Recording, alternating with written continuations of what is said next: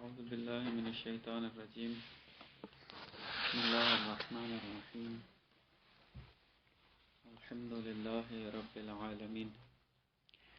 بس ہماری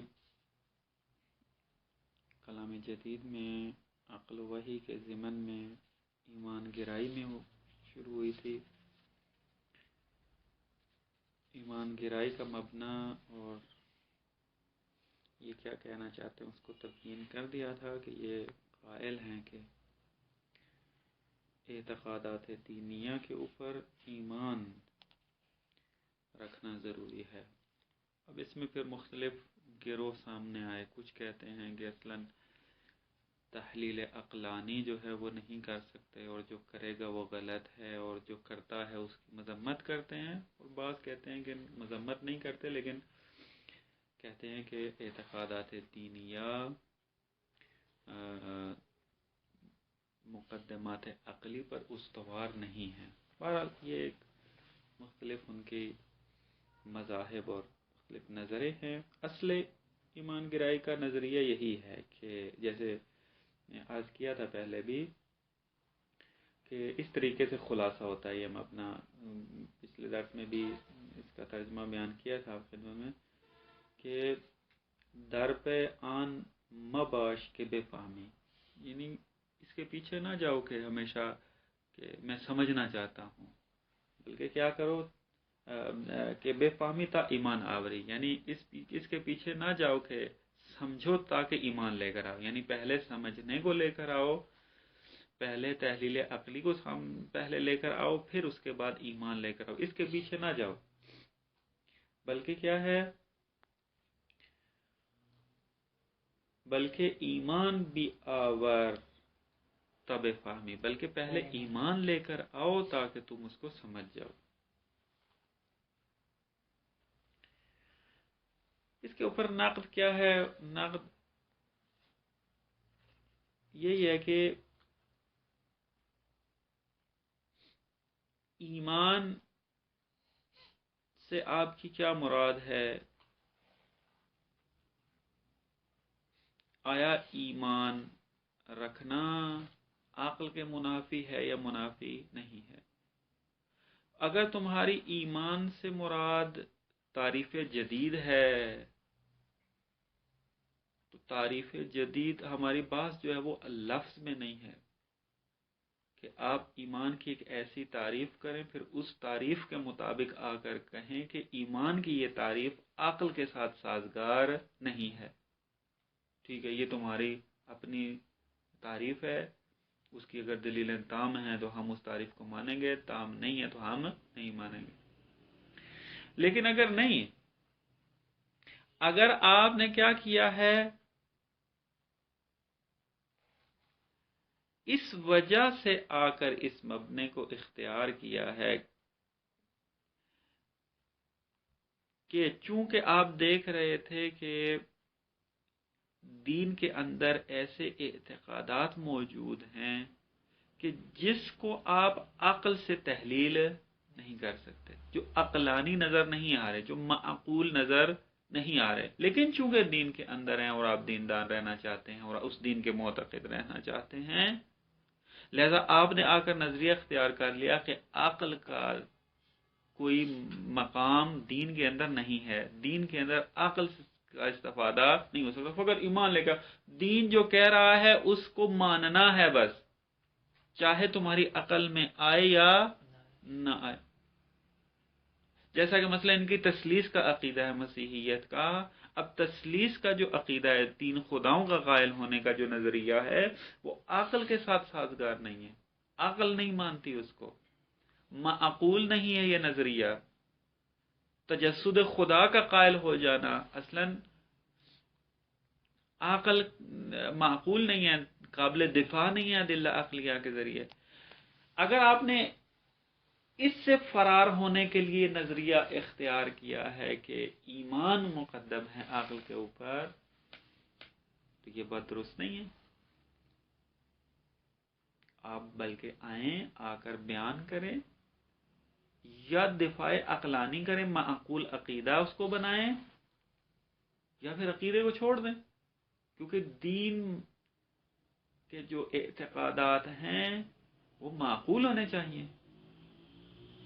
خلاف عقل نہیں. ہاں فوق عقل ہو سکتے ہیں، بعد میں ذکر ہوگا مثلا، لیکن خلاف عقل نہیں ہونے چاہیے. بس ایک نقد اس کے اوپر یہ ہے. اور دوسری بات یہ بھی آ جاتی ہے کہ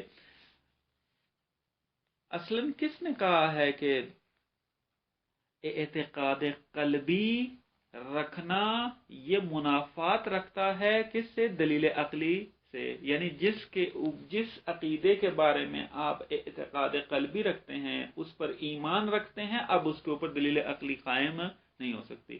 یعنی وہ اعتقادات کے جو ایمان کے ساتھ، اگرچہ سارے اعتقادات ایمان کے متعلق ہیں، لیکن اگر آپ کسی عقیدے پر ایمان لے کر آ جائے، ایمان متعلق ہو جائے، اس کا منافات نہیں رکھتا دلیل عقلی نہ لے کر آئیں، دلیل عقلی لے کر آئیں اس کے اوپر. بلکہ ممکن ہے اور ہوا ہے ایسا، اور ہمارا دین اسلام اس کے اوپر گواہ ہے کہ ہم تمام اعتقادات دینیہ کے اوپر ایمان بھی رکھتے ہیں، اور اس کے ساتھ ساتھ اس کے اوپر ادلہ عقلیہ بھی قائم کرتے ہیں. اصلا منافات نہیں رکھتا. یہ منافات کا نظریہ جو ہے وہ درست نہیں. اور تیسرا نقطہ جو اس کے اندر بیان کرنا ہے وہ یہ کہ ہمارے پاس 3 قسم کے قضایا ہیں.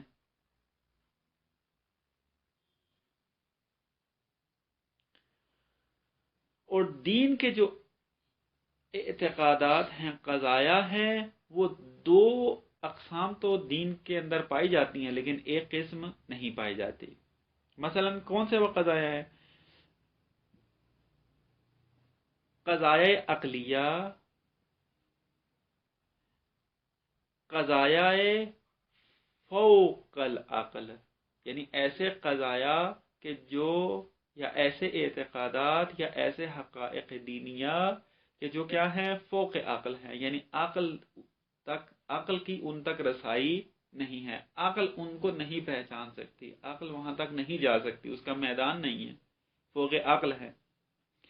تیسرا کہ کون سے قضایا؟ جو ضد عقل ہیں. اصل ایسا اعتقاد رکھنا یا ایسا اعتقاد کہ جو اصلاً عقل اس کے منافی ہے، عقل اس کو قبول نہیں کرتی ہے.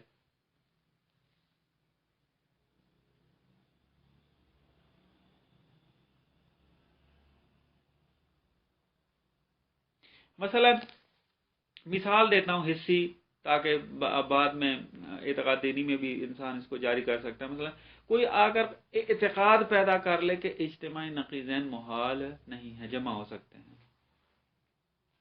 اب یہ ایسا قضیہ ہے کہ جو صریح عقل کے خلاف ہے، ضد عقل ہے. اجتماع النقیضین جائز. دین کے اندر ایسے قضایا نہیں پائے جاتے کہ جو ضد عقل ہوں. اصلاً وہ اعتقاد جو ضد عقل ہو وہ اعتقاد دینی نہیں کہلا سکتا اصلاً.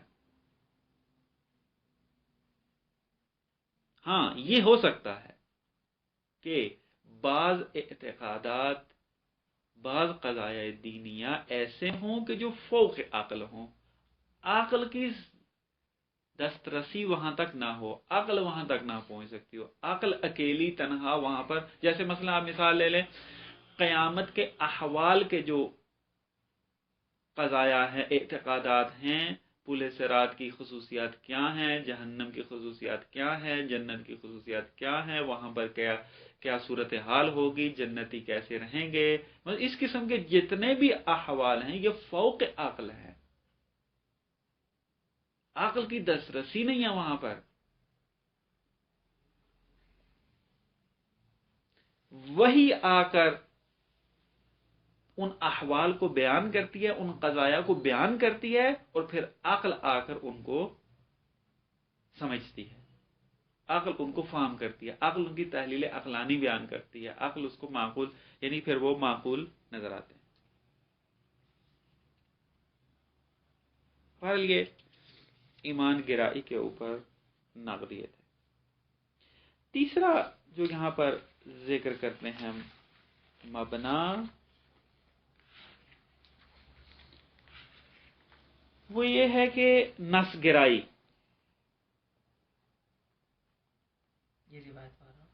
جی روایت احادیث وغیرہ. ہاں، نس گرائی ہے، نس مقابل ظاہر ہوتی ہے.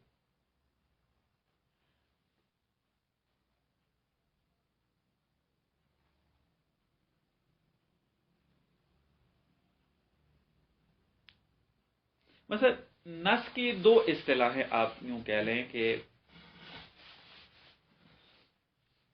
ہیں یہاں پر. ایک نس کے جو مقابل ظاہر ہوتی ہے، ظاہر کا معنی یہ ہے کہ جس کے اندر احتمال خلاف موجود ہے.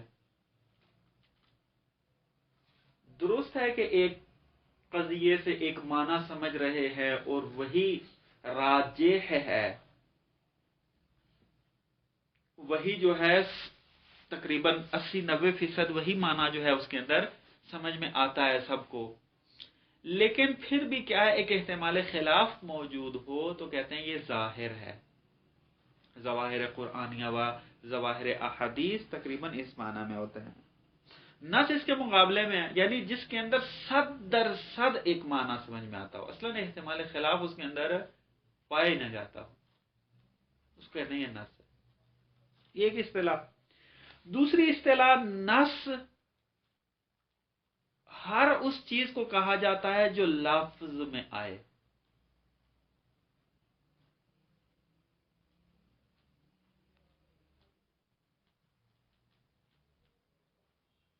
بس یہ نس کا ایک عام معنی ہے، یعنی ہر وہ چیز کے جو الفاظ میں بیان ہو وہ نس کہلائے گی.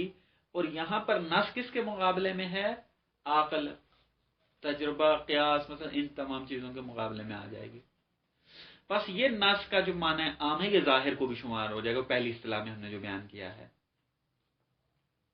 اور یہاں پر جو مبنا ذکر ہو رہا ہے نس گرائی کا، یہاں پر دوسرا معنی ہے، نس بے معنی عام، نہ نس بے معنی خاص، کہ جو مقابل ظاہر ہے. اور جب معنی واضح ہو گیا نس گرائی نس کا، تو نس گرائی والے کیا کہتے ہیں؟ نس گرائی والے لوگ یہ کہتے ہیں، یہ بزرگان یہ کہتے ہیں کہ جو مسلمان بھی ہیں ان کے اندر، مسیحی بھی ہیں، وہ یہ کہ ہر وہ چیز کہ جو متن وحی کے اندر ذکر ہوئی ہے وہ ہمارے لیے حجت ہے، اس کے علاوہ کوئی اور چیز ہمارے لیے حجت نہیں ہو سکتی.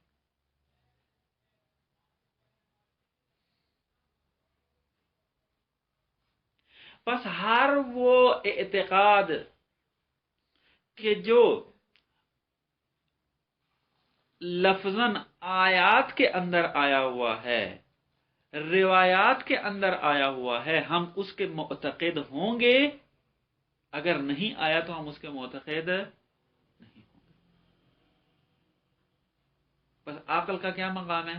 نس گراؤں کے اندر عقل کا مقام کیا ہے؟ اس کے اندر پھر مختلف مبانی سامنے آتا ہے. بعض تو اصلاً عقل کو حجت نہیں مانتے، نہ تو دین قبول کرنے سے پہلے، یعنی نہ تو قبل از دین قبول کرتے ہیں عقل کو، اور نہ ہی بعد از دین قبول کرتے ہیں. یعنی عقل کا مقام اس حد تک بھی نہیں ہے کہ وہ اگر کیا کرے، دین کے ایسے قضایا کو ثابت کرے کہ جو خود دین سے اگر ثابت کیے جائے تو اشکال لازم آتا ہے. مثلا کوئی دین کا معتقد ہی نہ ہو تو آپ دین کے ذریعے اعتقاد ثابت کریں گے آگے، تو وہ اشکال کرے گا کہ میں دین کا تو قائل نہیں، تم دین سے آگے مجھے میرے لیے ثابت کر رہے ہو. حتیٰ اس مقام کے اندر بھی بعض جو اس نظریے کے قائلین ہیں عقل کو حجت نہیں مانتے، کہتے ہیں بس جو کچھ ہے وہ نص ہونی چاہیے. اس بات خدا نص کے ذریعے، صفات خدا نص کے ذریعے، اس بات دین نص کے ذریعے، اور وہ سارا، یعنی نص نے اگر کوئی استدلال بیان کیا ہم اس استدلال کو لے کر دوسروں کو بیان کریں گے. نہ یہ کہ اپنی طرف سے اپنی عقل بشری کے ذریعے آ کر استدلال اس کے اندر مقدمات بنائیں، اس کی تشکیل دیں، اور پھر اس کے بعد کیا کریں، دین کو ثابت کریں، اور پھر بعد میں جو ہے وہ دین کے اندر وارد ہوں. ایک گروہ یہ ہے اس کے اندر. دوسرا گروہ جو ہے ان نس گرائی کے اندر عقل کے بارے میں نظریہ رکھتے، کہتے ہیں ہاں دین کا اس بات عقل کے ذریعے کیا جائے گا، اس میں ہم عقل کو حجت مانتے ہیں، عقل کی بات مانیں گے، عقل کے نتائج کو قبول کریں گے.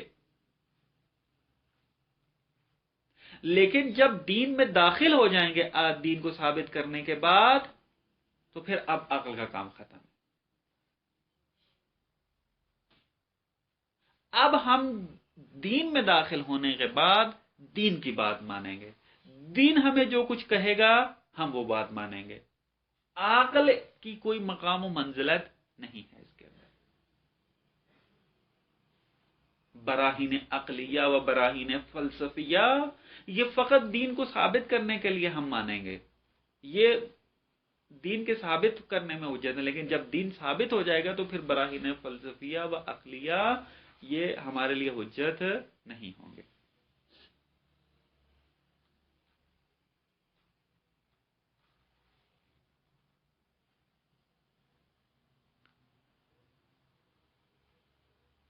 مکتب تشیع کے اندر نس گرا اخباریون ہیں کہ جنہوں نے ایک پوری صدی مکتب تشیع کے اندر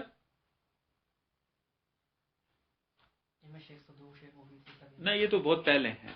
یعنی جو فرقہ ایک مذہب ایک مکتب بن کے سامنے آیا منظم صورت کے اندر، وہ ان کے بہت بعد میں ہیں. وہ ملا استر آبادی سے شروع ہوا ہے. رئیس اس مکتب اخباری گری کا استر آبادی ہیں. اسی طریقے سے نعمت اللہ جزائری ہیں،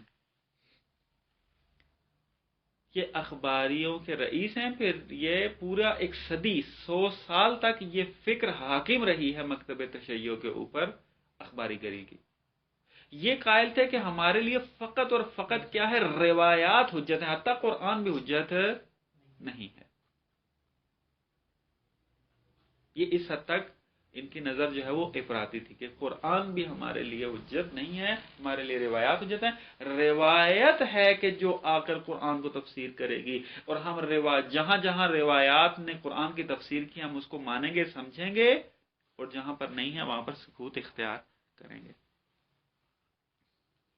ویسے اس وقت آپ دیکھ لیں آج کل کے دور میں بھی کیا ہے اس قسم کی فکر موجود. جیسے میں اوپر والا مبنا ذکر کیا ہے، دوسرا مبنا کے جو کہتے ہیں ہم عقل کو قبل از دین تو اس بات دین کے اندر تو حجت مانیں گے، لیکن بعد از دین جو ہے وہ حجت نہیں مانیں گے. مثلا مکتب تفقیق ہے جو مشہد کے اندر موجود ہے، یعنی اس وقت دوبارہ پنپ رہا ہے، رشد و نما کر رہا ہے، شاگردان پیدا ہوئے ہیں اور مدرسے بن گئے ہیں.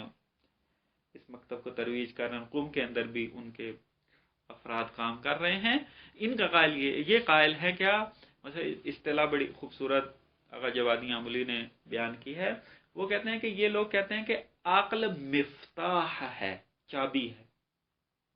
آپ اس چابی کے ذریعے دروازہ کھول کر اندر داخل ہو جائیں گے. اب چابی کا کام کیا ہوتا ہے؟ فقط کام یہ ہوتا ہے کہ آپ کو دروازہ کھول کر دے، باقی اندر داخل ہو جائیں گے تو آپ کا چابی کا کام ختم ہو جائے گا. بس عقل مفتاح ہے. لیکن جو بزرگان عقل گرا ہے، عقل گرائے معتدل جو پہلے بات ہو چکی ہے، وہ کہتے ہیں نا، عقل جس طریقے سے مفتاح ہے اس طریقے سے مصباح بھی ہے، جن چراغ بھی ہے. یعنی اس عقل کے چراغ سے ہم نے بہت سارے مجہولات کے جو موجود ہیں اور نس کے اندر نہیں آئے ان کو کشف کرنا ہے. یہ آیت اللہ مصباح، آیت اللہ جوادی عملی کی اصطلاح ہے کہ عقل مصباح ہے. اور عقل مفتاح بھی ہے. مفتاح تو ہے حتمی، کیونکہ بغیر عقل کے تو دین ثابت نہیں کر سکتے. تو مصباح بھی ہے یہ ان کے مقابلے میں کہ جو کہتے ہیں کہ عقل فقط مفتاح ہے. بہرحال یہ ایک الگ بات ہے.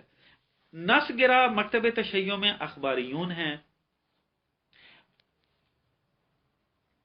مثلا نعمت اللہ جزائری سے صاحب کتاب نے یہاں پر ایک عبارت نقل کی ہے، میں اس کو پڑھ دیتا ہوں. وہ یہ کہ فحاصل العقول کلھا ظنون، عقل کے جتنے نتائج ہیں وہ سب کے سب ظنی ہیں. ظنون و خیالات و منتهى الامر اوہام و حسبانات. جو کچھ بھی ہے تخمینہ ہے، وہم ہے، ظن ہے، اور ظن حجت نہیں ہو سکتا. اور اہل سنت کے اندر جو نس گرا ہیں اور یہ خدمت رکھتے ہیں اور تشیع سے پہلے موجود ہیں اور بہت افراطی صورت میں وہ نس گرا رہے ہیں، ان کو تاریخ ادیان میں اہل حدیث کہا جاتا ہے۔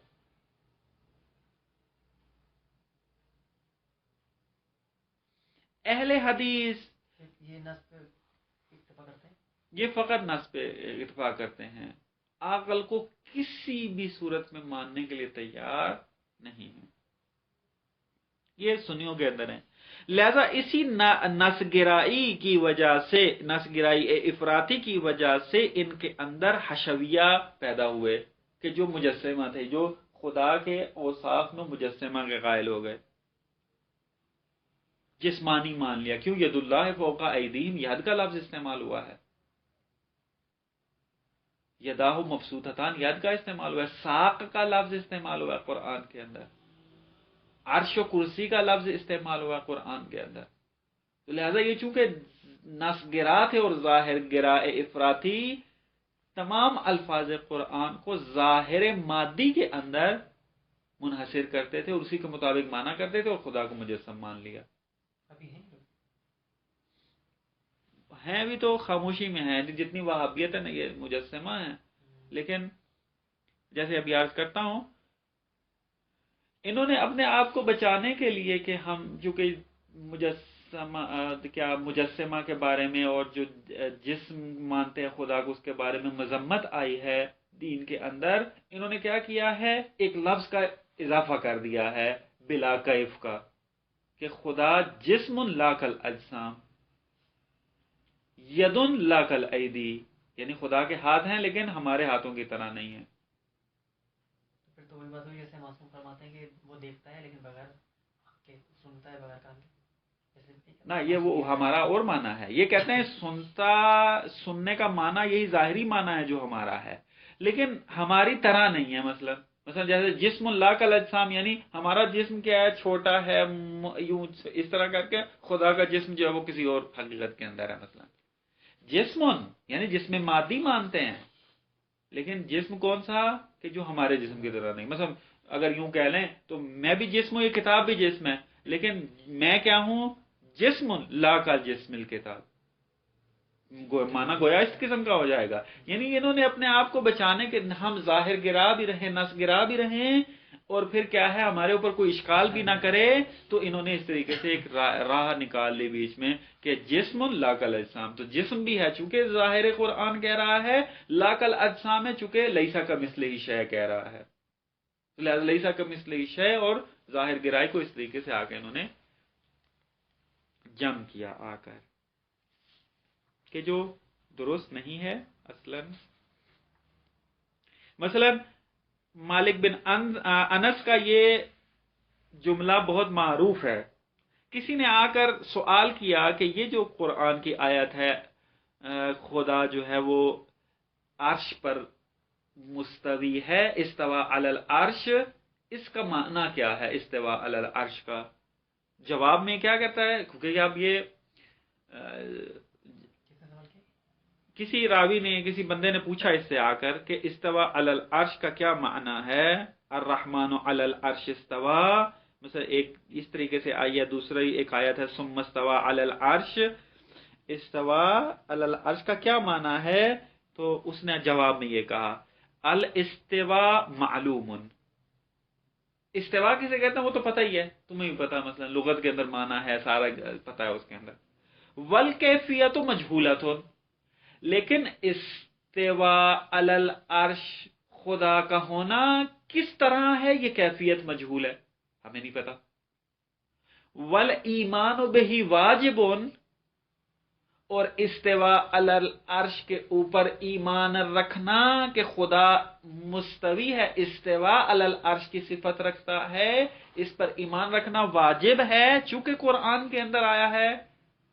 والسؤال عنہ بدعہ، جو سوال کرے گا اس کے بارے میں وہ بدعت ہے، سوال کرنا بدعت ہے، سوال کرنا درست نہیں ہے، اس کی کیفیت کے بارے میں سوال کرے جا کر، یہ نہیں ہو سکتا۔ یہ کیوں کہہ رہا ہے؟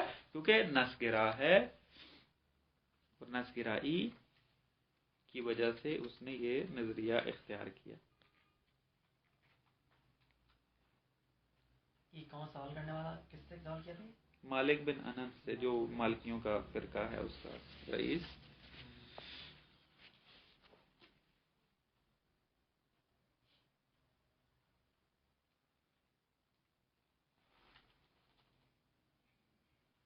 اب آتے ہیں اس کی نقد و بررسی کی طرف.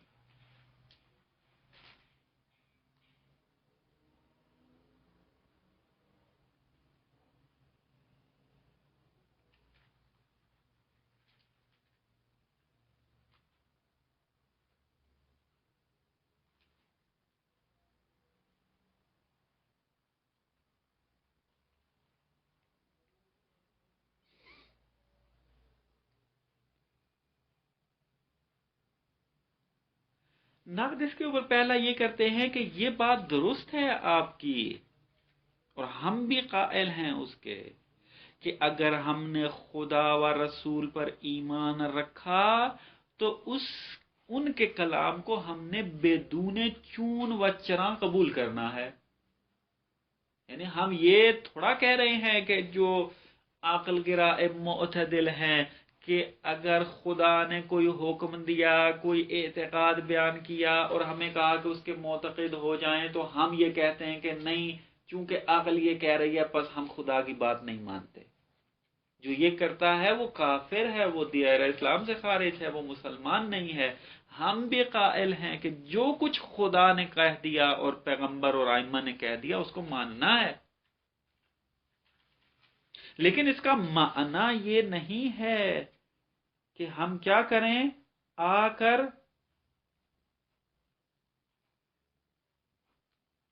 عقل کو دین کے دائرہ سے خارج کر دیں بالکل، اور پھر آ کر ایسے معانی بیان کریں آیات کے اندر کہ جن معانی کا خود قرآن بھی کیا کرتا ہے، انکار کرتا ہے. مثلا جسمانیت خدا اصلا ممکن نہیں ہے کہ آپ آیات قرآن سے آ کر اس سے استفادہ کریں اور اس میں آگے ثابت کریں.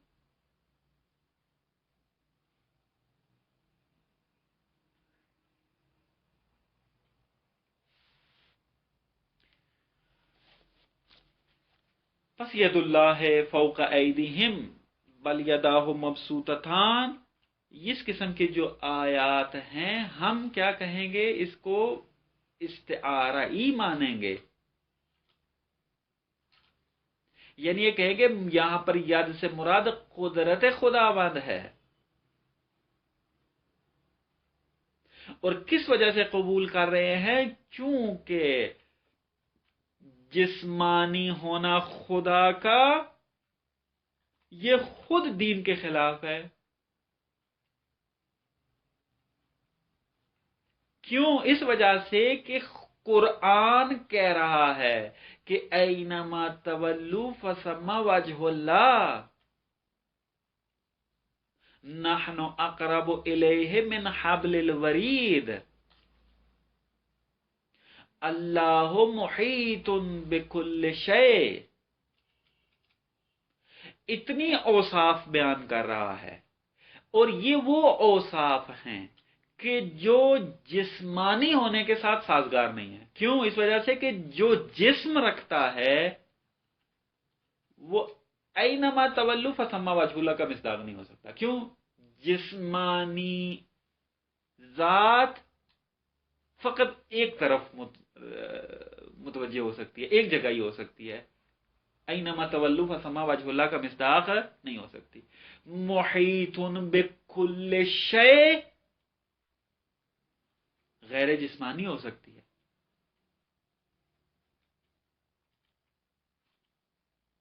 نحن اقرب الیہ من حبل الورید غیر جسمانی ہونے کی خصوصیت ہے، نہ کہ مادی، نہ کہ جسمانی. بس چونکہ قرآن خود کہہ رہا ہے اوصاف کے ذریعے کہ خدا جسمانی نہیں ہو سکتا، بس ہم یہاں پر آ کر کہیں گے کہ یہ ید اللہ فوق ایدیہم، ان کی تفسیر اس طریقے سے کی جائے کہ قرآن کی روح کے ساتھ سازگار ہو. اور وہ یہ ہے کہ ہم یہاں پر قائل ہوں آ کر کہ یہاں پر ید سے مراد قدرت الہی.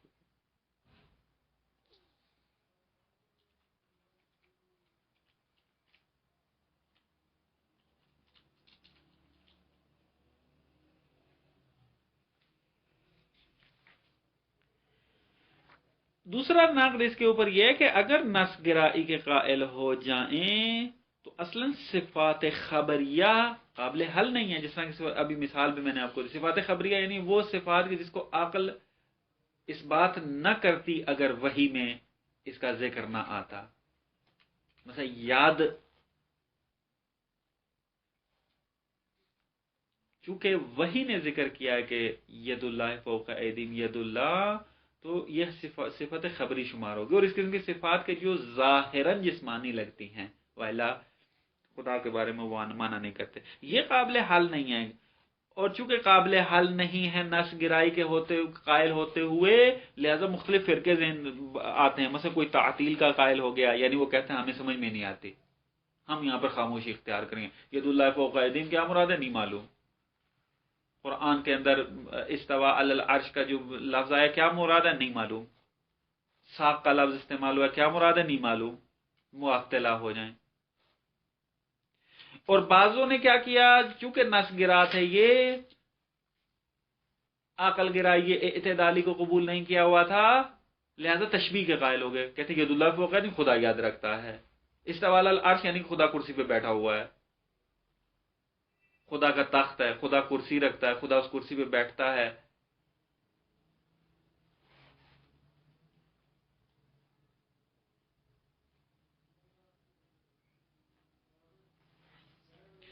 اور پھر اس اشکال سے بچنے کے لیے پھر کیا کیا آگے، جیسے عرض کیا، جب انہوں نے دیکھا کہ ایک طرف تو ید اللہ فوق ایدیم کی آیت ہے، دوسری طرف لیسا کمثلہ شیء والی آیت ہے، تو اگر ہم ید اپنی طرح ثابت کریں تو لیسا کمثلہ شیء کی نفی ہوتی ہے، اور اگر ہم ید کی نفی کر دیں ید اللہ کی نفی ہوتی ہے، تو انہوں نے ان کو جمع کر دیا.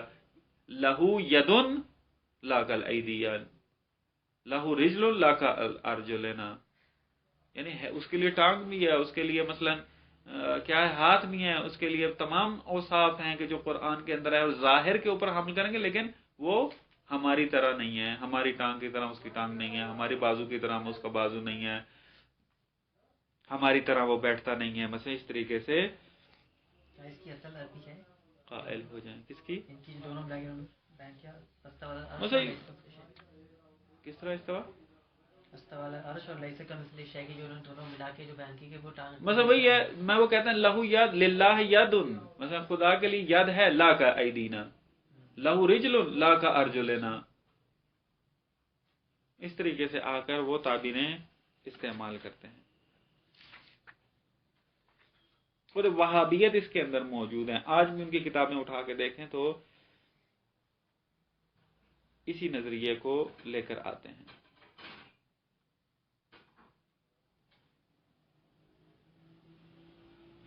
بس اگر نس گرائی کے قائل ہو جائیں تو یہ مشکلات پیش آتی ہیں، اور یہ قابل حل نہیں ہے کہ اگر ہم فقط نس گرا ہوں، عقل گرائی اعتدالی کو ہم قبول نہ کریں.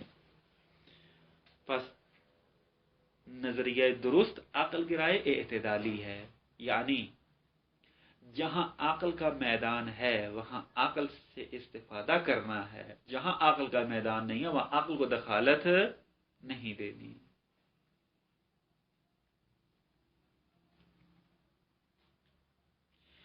یہ ہماری فصل جو ہے وہ ختم ہوگی. اس کے بعد نامی فصل شروع ہوتے ہیں تجربہ دینی کے اندر، انشاءاللہ یہ پھر بعد میں. وصلی اللہ علی محمد وعلی محمد.